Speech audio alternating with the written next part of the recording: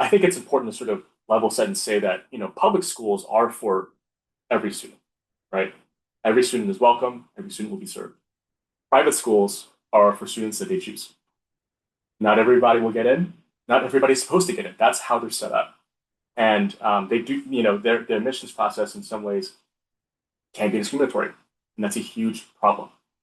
So I'll start by saying that these voucher programs and the efforts to create voucher programs are really rooted in efforts to evade desegregation.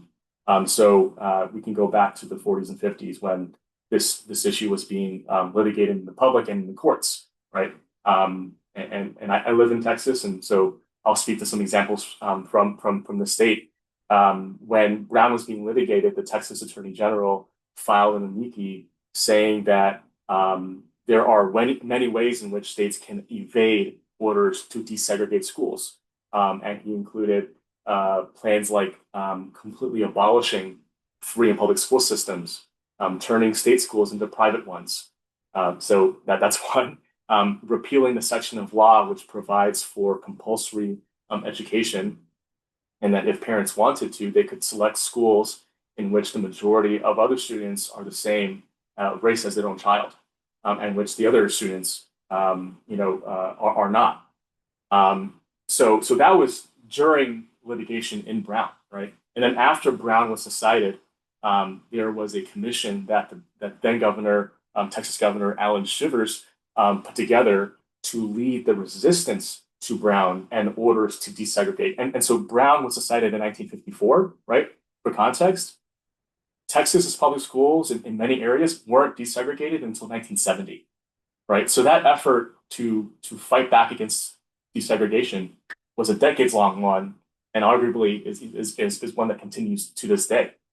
So back in the 50s, probably in 1955 or so, this commission was created by the then governor of Texas, with the assistance, really in the state legislature, to figure out ways to prevent integration and to evade desegregation.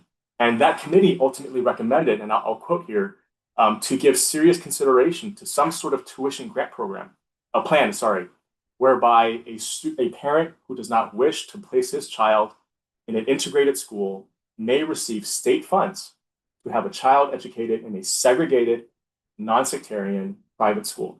Such aid should be given only upon affidavit that the child was being withdrawn from the public school due to the parent's dislike of integration, right? So it spells out pretty clearly that these programs are in some ways rooted in efforts to evade Brown versus Board of Education and efforts to desegregate our public schools.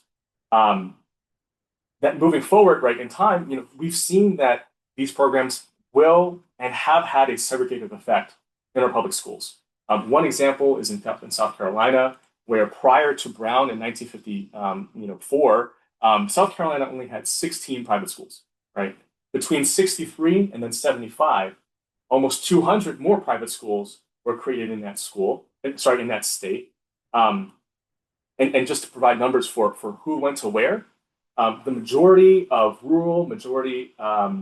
Black counties in South Carolina enrolled over 90% of white students. Let me try and say that again. So in some of the more rural, majority African American counties in South Carolina, these private schools that were created after Brown was decided, enrolled over 90% of white children. Right? So these schools were created as a system, as a way to evade, again, orders to desegregate public schools. And to this day in Texas, data still shows that there is disparities between who is enrolled in who is enrolled in private schools and who is enrolled in public schools. So in Texas, 25% of public school students are white, while 55% of private school students are white, right? So there's a twofold increase of white students in private schools compared to public schools. At the same time, public school students who are Black make up 12% of the population, whereas the private school population of Black students is only 6%. So there's another double fold in the opposite direction, right? So private schools and it's no secret here, right? Private schools are a way in which, uh, I'll say this, private schools have a segregative impact across the country, but particularly in the South. Um, I think that maybe I should stop here and allow for others to speak because I know that there are other questions to sort of speak to some other things I want to talk to you. But I'll stop there and just say that again, we view that these voucher programs are rooted in segregation and efforts to evade desegregation and continue to have a segregated effect across the country. Thanks.